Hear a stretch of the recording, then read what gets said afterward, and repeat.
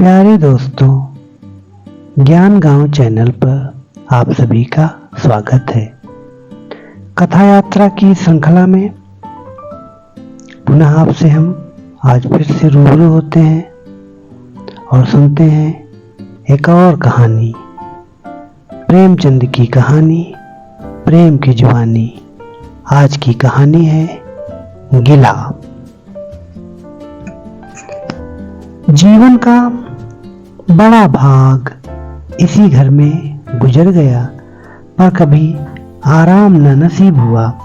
मेरे पति संसार की दृष्टि में बड़े सज्जन, बड़े शिष्ट, बड़े उदार, बड़े सौम्य होंगे, लेकिन जिस पर गुजरती है वही जानता है। संसार को उन लोगों की प्रशंसा करने में आनंद आता है जो अपने घर को भाड़ में झोंक रहे हों, गैरों के पीछे अपना सर्वनाश किए डालते हों। जो प्राणी घर वालों के लिए मरता है उसकी प्रशंसा संसार वाले नहीं करते। वह तो उनकी दृष्टि में स्वार्थी है, कृपण है, संकीर्ण हृदय है, आचार भ्रष्ट है। इसी तरह जो लोग बाहर वालों के लिए मरते हैं उनकी प्रशंसा घर वाले क्यों करने लगे। अब इन्हीं को देखो, सारे दिन मुझे जलाया करते हैं। मैं पर्दा तो नहीं करती, लेकिन सौदे सुलभ के लिए बाजार जाना बुरा मालूम होता है। और इनका यह हाल है कि चीजें मंगवाओ तो ऐसी दुकान से लाएंगे जहां कोई ग्राहक भूल कर भी न जाता हो। ऐसी दुकान पर न तो चीज अच्छी मिलती है, न तौल ठीक होती है, न दाम ही उचित होते हैं। यह दोष न होते तो वह दुकान बदनाम ही क्यों होती। पर इन्हें ऐसी ही गई बीती दुकानों की चीजें लाने का मरज है। बार बार कह दिया साहब कि चलती हुई दुकान से सौदे लाया करो, वहां माल अधिक खपता है, इसलिए ताजा माल आता रहता है। पर इनकी तो टुटपुंजियों से बनती है और वे इन्हें उल्टे छुरे से मोड़ते हैं। गेहूं लाएंगे तो सारे बाजार से खराब भुना हुआ चावल, ऐसा मोटा कि बैल भी न पूछे। दाल में कराई और कंकड़ भरे हुए, मानो लकड़ी जला डालो, क्या मजाल की गले। घी लाएंगे तो आधा आधा तेल या 16 आने काटोजेम, और दरअसल घी से एक चटाक कम। तेल लाएंगे तो मिलावट, बालों में डालो तो चिमट जाए, पर दाम दे आएंगे शुद्ध आंवले के तेल के। किसी चलती हुई नामी दुकान पर तो जाते तो इन्हें जैसे डर लगता है, शायद ऊंची दुकान और फीके पकवान के कायल हैं। मेरा अनुभव तो यह है कि नीची दुकान पर ही सड़े पकवान मिलते हैं। एक दिन की बात हो तो बर्दाश्त कर ली जाए, रोज रोज का टंटा नहीं सहा जाता। मैं पूछती हूँ, आखिर आप टुटपुंजियों की दुकान पर जाते ही क्यों हैं? क्या उनके पालन पोषण का ठेका तुम्ही ने लिया है? आप फरमाते हैं, मुझे देख देख कर सब के सब बुलाने लगते हैं। वाह, क्या कहना है, कितनी दूर की बात कही है। जरा इन्हें बुला लिया और खुशामद के 2 शब्द सुना दिए, थोड़ी सी स्तुति कर दी, बस आपका मिजाज आसमान पर जा पहुंचा। फिर इन्हें सुध नहीं रहती कि या कूड़ा करकट बांध रहा है या क्या। पूछती हूँ, तुम उस रास्ते से जाते ही क्यों हो? क्यों किसी दूसरे रास्ते से नहीं जाते? ऐसे उठाए गिरों को मुंह ही क्यों लगाते हो?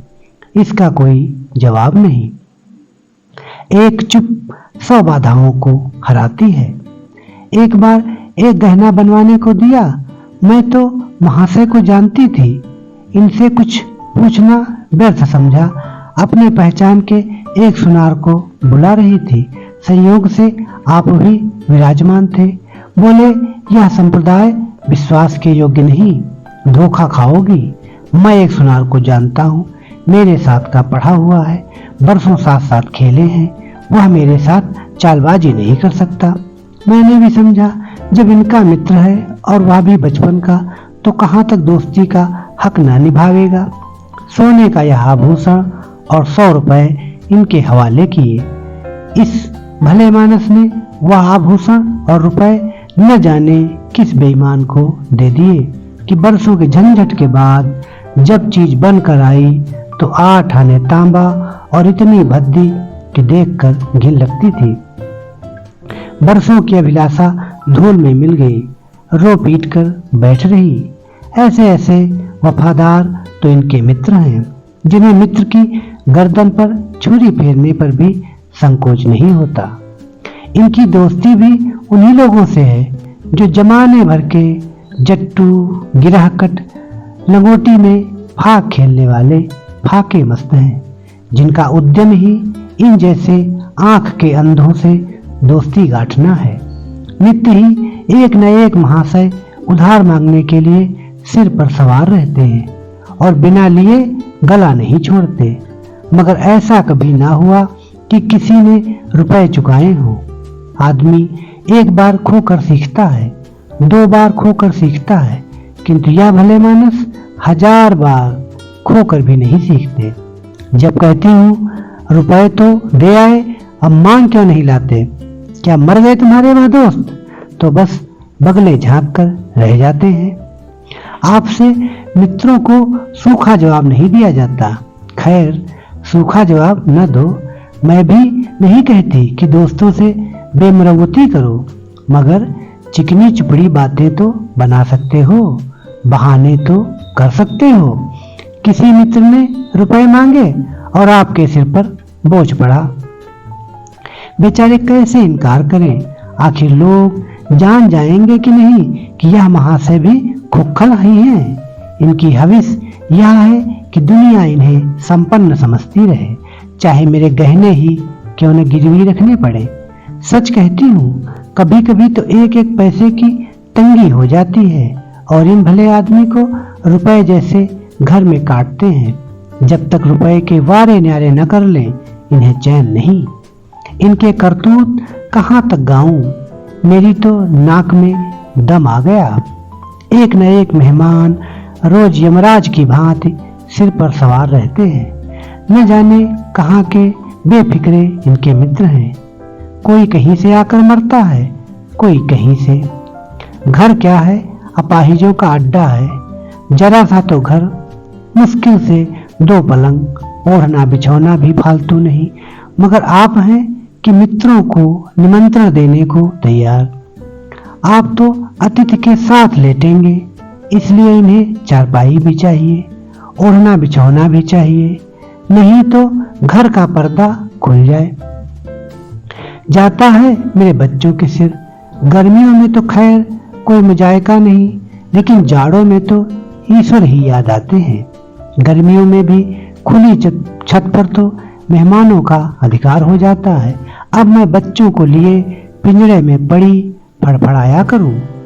इन्हें इतनी समझ भी नहीं कि जब घर की यह दशा है तो क्यों ऐसे मेहमानों को बुलाएं जिनके पास कपड़े लत्ते तक नहीं। ईश्वर की दया से इनके सभी मित्र इसी श्रेणी के हैं। एक भी ऐसा माई का लाल नहीं जो समय पड़ने पर धेले से भी इनकी मदद कर सके। 2-1 बार महाशय को इसका अनुभव अत्यंत कट हो चुका है, मगर इस जड़ भरत ने जैसे आंखें न खोलने की कसम खा ली हो। ऐसे ही दरिद्र भट्टाचार्यों ने इनकी पटती रहती है। शहर में इतने लक्ष्मी के पुत्र हैं, पर आपका किसी से परिचय नहीं। उनके पास जाते इनकी आत्मा दुखती है। दोस्ती गांठेंगे ऐसों से जिनके घर में खाने का ठिकाना नहीं। एक बार हमारा कहार छोड़कर चला गया और कई दिन कोई दूसरा कहार न मिला। किसी चतुर और कुशल कहार की तलाश में थी, किंतु आपको जल्दी से जल्द कोई आदमी रख लेने की धुन सवार हो गई। घर के सारे काम पूर्ववत चल रहे थे, पर आपको मालूम हो रहा था कि गाड़ी रुकी हुई है। मेरा जूठे बर्तन मांजना और अपना साग सब्जी के लिए बाजार जाना इनके लिए असह्य हो गया। एक दिन जाने कहां से एक बांगड़ू को पकड़ लाए। उसकी सूरत कहे देती थी कि कोई जांगलू है, मगर आपने उसको ऐसा बखान किया कि क्या कहूँ। बड़ा होशियार है, बड़ा आज्ञाकारी, परले सिरे का मेहनती, गजब का सलीकेदार और बहुत ही ईमानदार। खैर, मैंने उसे रख लिया। मैं बार बार क्यों इनकी बातों में आ जाती हूँ, इसका मुझे स्वयं आश्चर्य है। यह आदमी केवल रूप से आदमी था, आदमियत के और कोई लक्षण उसमें न थे। किसी काम की तमीज नहीं, बेईमान न था, पर गधा अव्वल दर्जे का था। बेईमान होता तो कम से कम इतनी तस्कीन तो होती ही कि खुद खा जाता है, अभागा दुकानदारों के हाथों लुट जाता था। 10 तक की गिनती उसे न आती थी।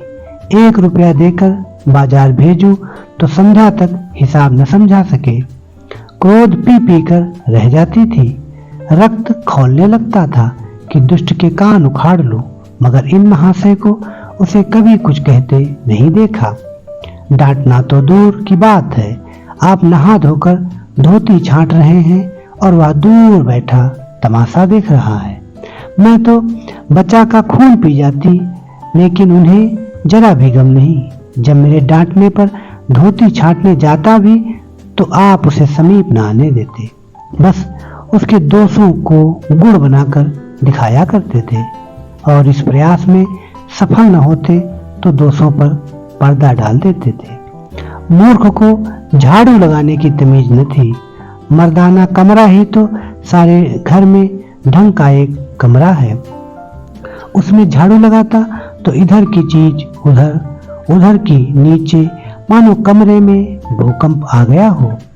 और गर्द का यह हाल कि सांस लेना कठिन, पर आप शांतिपूर्वक कमरे में बैठे हैं जैसे कोई बात ही नहीं। एक दिन मैंने उसे खूब डांटा। कल से ठीक ठीक झाड़ू न लगाई तो कान पकड़कर निकाल दूंगी। सवेरे सोकर उठी तो देखती हूँ कमरे में झाड़ू लगी हुई है और हर एक चीज करीने से रखी हुई है। गर्द गुबार का नाम नहीं। मैं चकित होकर देखने लगी तो आप हंसकर बोले, देखती क्या हो, आज घूरे ने बड़े सवेरे उठकर झाड़ू लगाई है। मैंने समझा दिया, तुम ढंग से बताती नहीं, उल्टे डांटने लगती हो। मैंने समझाया, खैर दुष्ट ने कम से कम एक काम तो सलीके से किया। अब रोज कमरा साफ सुथरा मिलता। घूरे मेरी दृष्टि में विश्वासी बनने लगा। संयोग की बात, एक दिन मैं जरा मामूल से सवेरे उठ बैठी और कमरे में आई तो क्या देखती हूँ कि घूरे द्वार पर खड़ा है और आप तन मन से कमरे में झाड़ू लगा रहे हैं। मेरी आंखों में खून उतर आया। उनके हाथ से झाड़ू छीनकर घूरे के सिर पर जमा दी। हरामखोर को उसी दम बाहर निकाल दिया। आप फरमाने लगे, उसका महीना तो चुका दो। वाह हरी समझ, एक तो काम न करे, उस पर आंखें दिखाए, उस पर पूरी मंजूरी भी चुका दूं। मैंने एक कौड़ी भी न दी। एक कुर्ता दिया था वह भी छीन लिया। इस पर जड़ भरत महाशय मुझसे कई दिन रूठे रहे। घर छोड़कर भागे जाते थे, बड़ी मुश्किलों से रुके। ऐसे ऐसे भोंदू भी संसार में पड़े हुए हैं। मैं न होती तो शायद अब तक इन्हें किसी ने बाजार में बेच दिया होता। एक दिन मेहतर ने उतारे कपड़ों का सवाल किया। इस बेकारी के जमाने में फालतू कपड़े तो शायद पुलिस वालों या रईसों के घर में हो। मेरे घर में तो जरूरी कपड़े भी काफी नहीं। आपका वस्त्रालय एक बगची में आ जाएगा जो डाक के पार्सल से कहीं भेजा जा सकता है।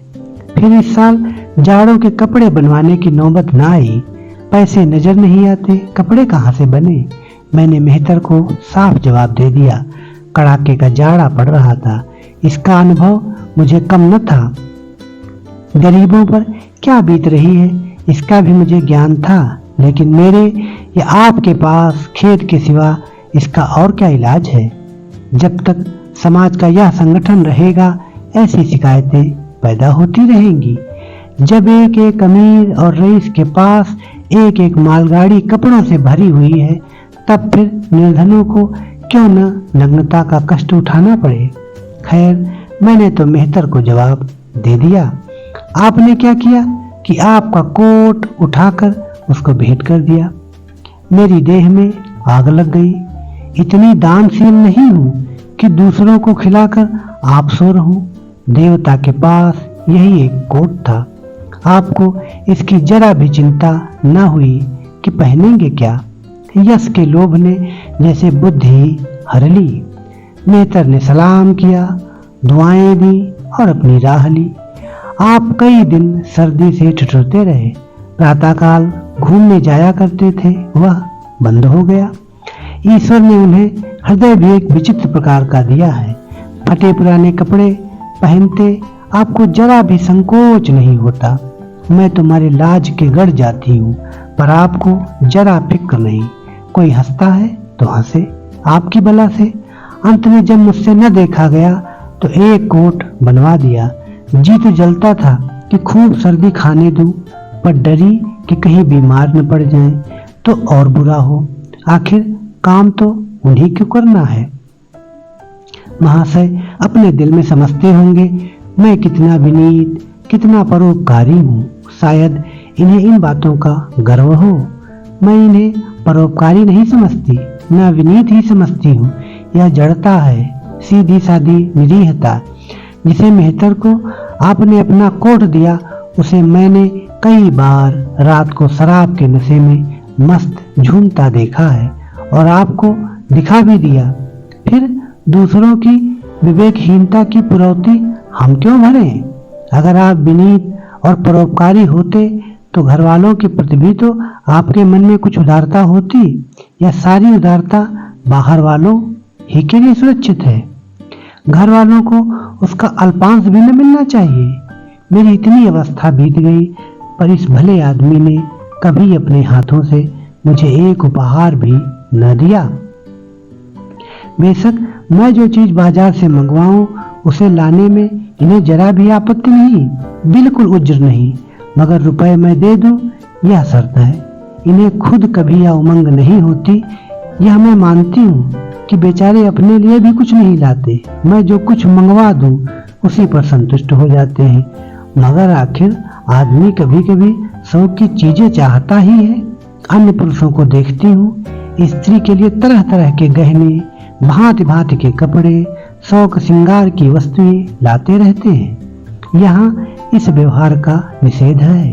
बच्चों के लिए भी मिठाइयाँ, खिलौने, बाजे शायद जीवन में एक बार भी न लाए हों।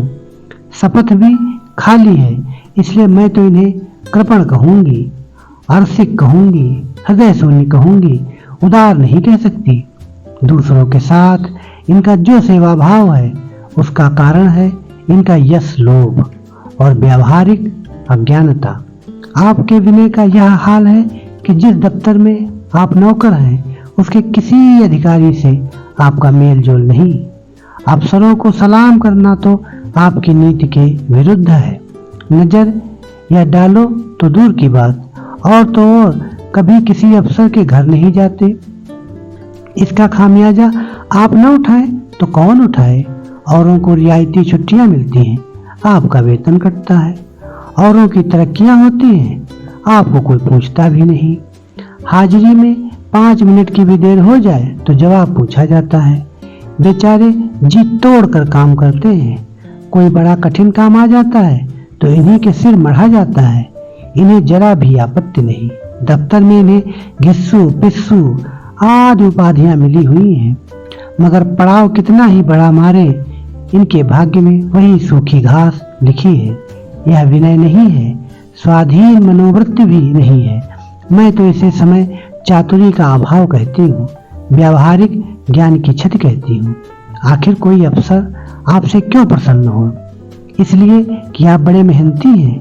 दुनिया का काम मुरव्वत और रवादारी से चलता है। अगर हम किसी से खिंचे रहें तो कोई कारण नहीं कि वह भी हमसे न खिंचा रहे।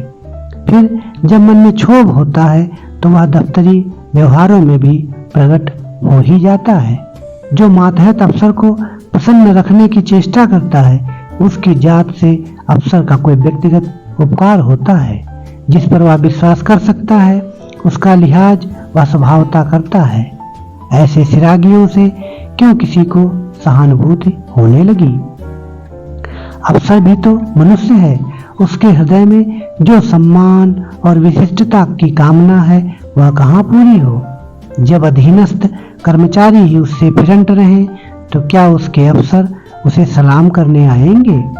आपने जहां नौकरी की वहां से निकाले गए, कभी किसी दफ्तर में 2-3 साल से ज्यादा न टिके, या तो अफसर से लड़ गए या कार्याधिक्य के कारण छोड़ बैठे।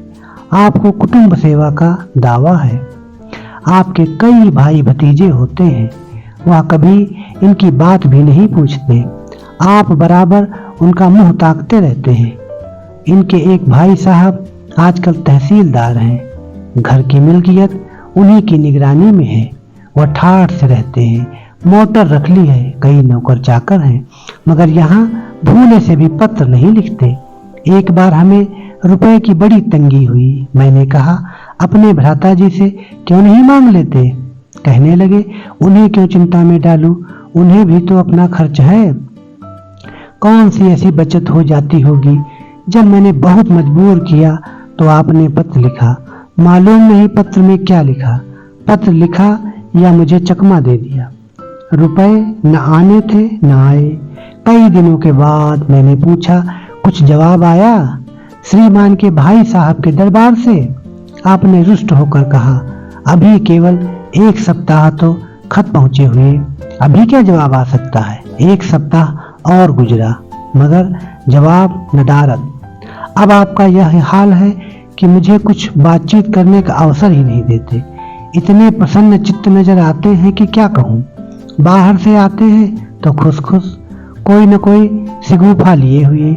मेरी खुशामद भी खूब हो रही है, मेरे मैके वालों की प्रशंसा भी हो रही है, मेरे गृह प्रबंध का बखान भी असाधारण रीति से किया जा रहा है। मैं इस महाशय की चाल समझ रही थी। यह सारी दिलजोई केवल इसलिए थी कि श्रीमान के भाई साहब के विषय में कुछ पूछ न बैठूं। सारे राजनीतिक, आर्थिक, सामाजिक, आचारिक प्रश्नों की मुझसे व्याख्या की जाती थी, इतने विस्तार और गवेषणा के साथ कि विशेषज्ञ भी लोहा मान जाएं, केवल इसलिए कि मुझे वह प्रसंग उठाने का अवसर ना मिले। लेकिन मैं भला कब चूकने वाली थी, जब पूरे 2 सप्ताह गुजर गए और बीमे के रुपए भेजने की मिति मौत की तरह सिर पर सवार हो गई। तो मैंने पूछा, क्या हुआ?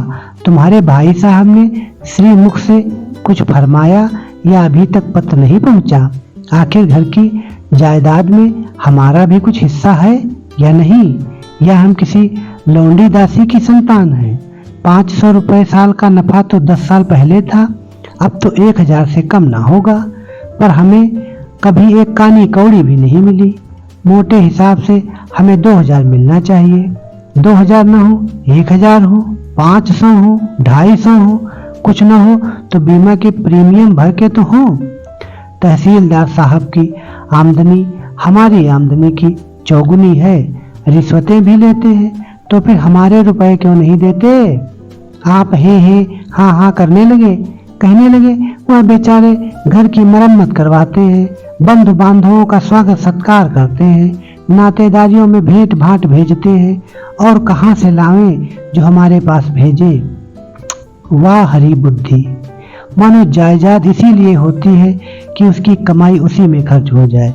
इस भले आदमी को बहाने गढ़ने भी नहीं आते। मुझसे पूछते, मैं 1 नहीं 1000 बता देती, एक से एक बढ़कर। कह देते घर में आग लग गई, सब कुछ स्वाहा हो गया था, या चोरी हो गई, तिनका तक न बचा, या 10,000 का अनाज भरा था उसमें घाटा रहा, या किसी से फौजदारी हो गई, उसमें दिवाला पिट गया। आपको सूझी भी तो लचर सी बात, तकदीर ठोक कर बैठ रही। पड़ोस की एक महिला से रुपए कर्ज लिए तब जाकर काम चला। फिर भी आप भाई भतीजों की तारीफ के पुल बांधते हैं, जो मेरे शरीर में आग लग जाती है। ऐसे कौरवों से ईश्वर बचाए। ईश्वर की दया से आपके 2 बच्चे हैं, 2 बच्चियां भी हैं। ईश्वर की दया कहूँ या कोप कहूँ, सब के सब उद्यमी हो गए हैं कि खुदा की पनाह। मगर क्या मजाल है कि यह भोंदू किसी को कड़ी आंखों से देखे।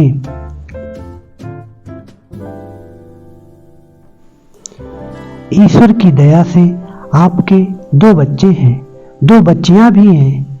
ईश्वर की दया कहूँ या कोप कहूँ, सब के सब उद्यमी हो गए हैं कि खुदा की पनाह। मगर क्या मजाल है कि यह भोंदू किसी को कड़ी आंखों से देखे। रात के 8 बज गए हैं, युवराज भी घूम कर नहीं आए। मैं घबरा रही हूँ। आप निश्चिंत बैठे अखबार पढ़ रहे हैं। झल्लाई हुई जाती हूँ और अखबार छीन कर कहती हूँ, जाकर जरा देखते क्यों नहीं, लौंडा कहाँ रह गया। न जाने तुम्हारा हृदय कितना कठोर है। ईश्वर ने तुम्हें संतान ही न जाने क्यों दे दी। पिता का पुत्र के साथ कुछ तो धर्म है। तब आप भी गर्म हो जाते हैं। अभी तक नहीं आया, बड़ा शैतान है। आज बचा आते हैं तो कान उखाड़ लेता हूँ। हमारे हंटरों के खाल उधेड़ कर रख दूंगा। यूं बिगड़कर टैस के साथ आप उसे खोजने निकलते हैं। संयोग की बात, आप उधर जाते हैं, इधर लड़का आ जाता है। मैं पूछती हूँ, तू किधर से आ गया? तुझे वह ढूंढने गए हुए हैं। देखना आज कैसी मरम्मत होती है। यह आदत ही छूट जाएगी। दांत पीस रहे थे, आते ही होंगे। छड़ी भी उनके हाथ में है। तुम इतने मन के हो गए हो कि बात नहीं सुनते। आज आटे दाल का भाव मालूम होगा। लड़का सहम जाता है और लैंप जलाकर पढ़ने बैठ जाता है। महाशय जी 2-2.5 घंटे के बाद लौटते हैं, हैरान, परेशान, बदहवास। घर में पांव रखते ही पूछते हैं, आया कि नहीं? मैं उनका क्रोध उत्तेजित करने के विचार से कहती हूँ, आकर बैठा तो है, जाकर पूछते क्यों नहीं? पूछकर हार गई। कहाँ गया था? कुछ बोलता ही नहीं। आप गरज कर कहते हैं, मन्नू यहाँ आओ। लड़का थर थर कांपता हुआ आकर आंगन में खड़ा हो जाता है। दोनों बच्चियां घर में छिप जाती हैं कि कोई बड़ा भयंकर कांड होने वाला है। छोटा बच्चा खिड़की से चूहे की तरह झांक रहा है। आप क्रोध से बौखलाए हुए हैं। हाथ में छड़ी है ही। मैं भी वह क्रोधोन्मत्त आकृति देखकर पछताने लगती हूँ कि कहाँ से इनसे शिकायत की। आप लड़के के पास जाते हैं, मगर छड़ी जमाने के बदले आहिस्ता से उसके कंधों पर हाथ रखकर बनावटी क्रोध से कहते हैं, तुम कहाँ गए थे जी? मना किया जाता है, मानते नहीं हो। खबरदार, जो अब कभी इतनी देर होगी। आदमी शाम को घर चला आता है या मटर गश्ती करता है। मैं समझ रही हूँ कि यह भूमिका है। विषय कब आएगा? भूमिका तो बुरी नहीं, लेकिन यहाँ तो भूमिका पर इति हो जाती है। बस आपका क्रोध शांत हो गया। बिल्कुल जैसे क्वार की घटा घेर घार हुआ, काले बादल आए, गड़गड़ाहट हुई और गिरी क्या 4 बूंदें। लड़का अपने कमरे में चला जाता है और शायद खुशी से नाचने लगता है। मैं पराभूत होकर कहती हूँ, तुम तो जैसे डर गए। भला 2-4 तमाचे तो लगाए होते। इसी तरह तो लड़के शेर हो जाते हैं। आप फरमाते हैं, तुमने सुना नहीं मैंने कितनी जोर से डांटा? बच्चा की जान ही निकल गई होगी। देख लेना जो फिर कभी देर में आए। तुमने डांटा तो नहीं? हाँ, आंसू पूछ दिए। तुमने मेरी डांट नहीं सुनी? क्या कहना है आपकी डांट का? लोगों के कान बहरे हो गए। लाओ तुम्हारा गला सहला दूं। आपने एक नया सिद्धांत निकाला है कि दंड देने से लड़के खराब हो जाते हैं। आपके विचार से लड़कों को आजाद रहना चाहिए। उन पर किसी तरह का बंधन, शासन या दबाव न होना चाहिए। आपके मत से शासन बालकों के मानसिक विकास में बाधक होता है। इसी का यह फल है कि लड़के बेनकेल के ऊंट बने हुए हैं। कोई 1 मिनट भी किताब खोलकर नहीं बैठता। कभी गुल्ली डंडा है, कभी गोलियां, कभी कनकौए। श्रीमान भी लड़कों के साथ खेलते हैं। 40 साल की उम्र और लड़कपन इतना। मेरे पिताजी के सामने मजाल थी कि कोई लड़का कनकौआ उड़ा ले या गुल्ली डंडा खेल सके। खून पी जाते। प्रातःकाल से लड़कों को लेकर बैठ जाते थे। स्कूल से जो ही लड़के आते फिर ले बैठते थे। बस संध्या समय आधा घंटे की छुट्टी देते थे। रात को फिर जोत देते। यह नहीं कि आप तो अखबार पढ़ा करें और लड़के गली गली भटकते फिरें। कभी कभी आप सींग कटाकर बछड़े बन जाते हैं, लड़कों के साथ ताश खेलने बैठा करते हैं। ऐसे बाप का भला लड़कों पर क्या रोब हो सकता है। पिताजी के सामने मेरे भाई सीधे ताक नहीं सकते थे। उनकी आवाज सुनते ही टहलका मच जाता था। उन्होंने घर में कदम रखा और शांति का साम्राज्य हुआ। उसके सम्मुख जाते लड़कों के प्राण सूखते थे। उसी शासन की यह बरकत है कि सभी लड़के अच्छे अच्छे पदों पर पहुंच गए। हाँ, स्वास्थ्य किसी का अच्छा नहीं है तो पिताजी का ही स्वास्थ्य कौन बड़ा अच्छा था। बेचारे हमेशा किसी न किसी औषधि का सेवन करते रहते थे। और क्या कहूँ, एक दिन तो हद ही हो गई। श्रीमान जी लड़कों को कनकौवा उड़ाने की शिक्षा दे रहे थे। यूं घुमाओ, यूं गोता दो, यूं खींचो, यूं ढील दो। ऐसा तन मन से सिखा रहे थे मानो गुरु मंत्र दे रहे हो। उस दिन मैंने इनकी ऐसी खबर ली कि याद करते होंगे, तुम कौन होते हो मेरे बच्चों को बिगाड़ने वाले।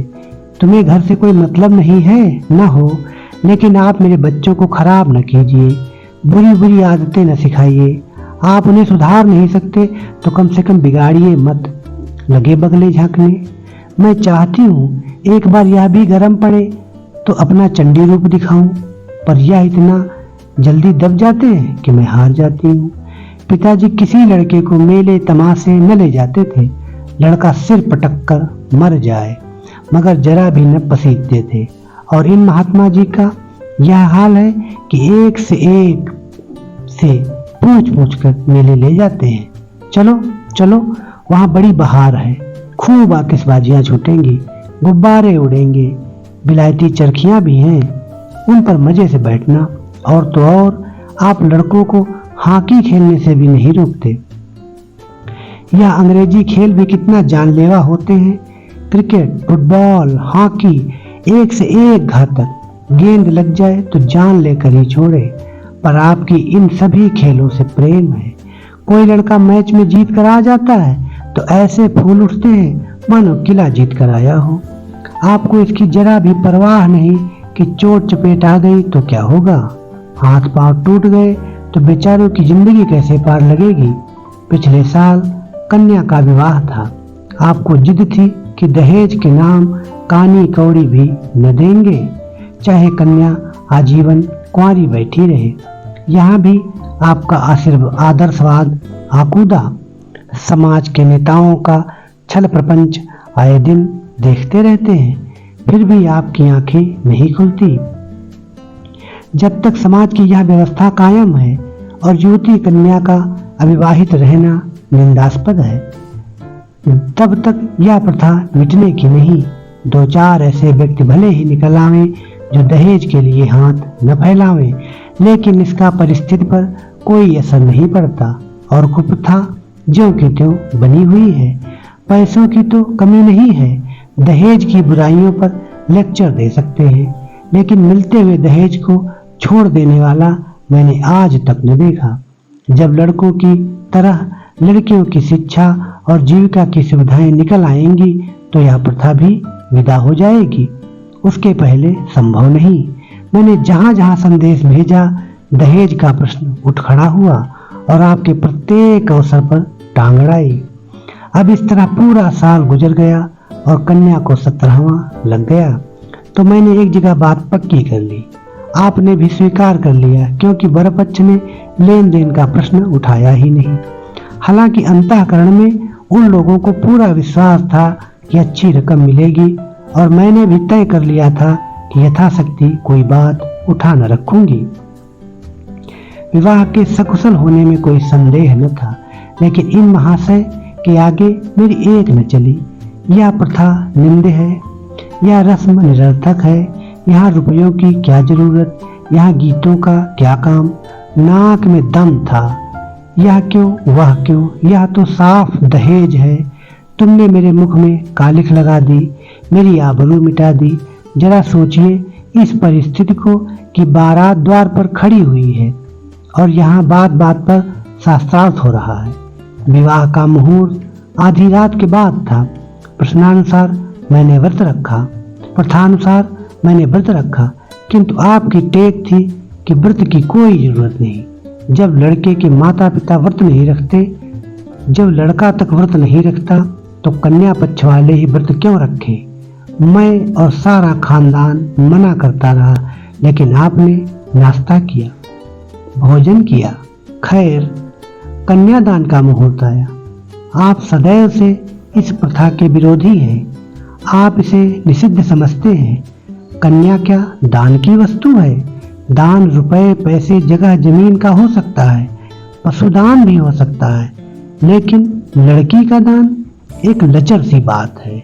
कितना समझाती हूँ, पुरानी प्रथा है, वेद काल से होती चली आई है, शास्त्रों में इसकी व्यवस्था है, संबंधी समझा रहे हैं, पंडित जी समझा रहे हैं, पर आप हैं कि कान पर जूं नहीं रेंगती। हाथ जोड़ती हूँ, पैरों पड़ती हूँ, गिड़गिड़ाती हूँ, लेकिन मंडप के नीचे ना गए। और मजा यह है कि आपने ही तो यह अनर्थ किया और आप ही मुझसे रूठ गए। विवाह के पश्चात महीनों बोलचाल न रही, झक मारकर मुझी को मानना पड़ा। किंतु सबसे बड़ी विडंबना यह है कि इन सारे दुर्गुणों के होते हुए भी मैं इनसे एक दिन भी पृथक नहीं रह सकती, एक क्षण का वियोग नहीं सह सकती। इन सारे दोषों पर भी मुझे इनसे प्रगाढ़ प्रेम है। इनमें यह कौन सा गुण है जिस पर मैं मुग्ध हूँ, मैं खुद नहीं जानती, पर इनमें कोई बात ऐसी है जो मुझे इनकी चेरी बनाए हुए है। वह जरा मामूली सी देर में घर आते हैं तो प्राण नहों में समा जाते हैं। आज यदि विधाता इनके बदले मुझे कोई विद्या और बुद्धि का पुतला, रूप और धन का देवता भी दे, तो मैं उसकी ओर आंखें उठाकर न देखूं। यह धर्म की वेड़ी नहीं है, कदापि नहीं, प्रथागत पतिव्रत भी नहीं, बल्कि हम दोनों की प्रकृति में कुछ ऐसी क्षमताएं, कुछ व्यवस्थाएं उत्पन्न हो गई हैं, मानो किसी मशीन के कल पुर्जे घिस घिसाकर फिट हो गए हैं और एक पुर्जे की जगह दूसरा पुर्जा काम न दे सके, चाहे वह कितना पहले से सुडौल, नया और सुदृढ़ क्यों न हो। जाने हुए रास्ते से हम निःशंक आंखें बंद किए जाते हैं। उसके ऊंच नीच, मोड़ और घुमाव सब हमारी आंखों में समाये हुए हैं। अनजान रास्ते पर चलना कितना कष्टप्रद होगा। शायद आज मैं इनके दोषों को गुणों से बदलने पर भी तैयार न होंगी। तो दोस्तों, ये थी कहानी गीला। आपको ये कहानी कैसी लगी हमें अवश्य बताइए। चैनल को लाइक, सब्सक्राइब अवश्य करिए। मिलेंगे एक नई कहानी के साथ अगले वीडियो में। तब तक के लिए बहुत बहुत धन्यवाद।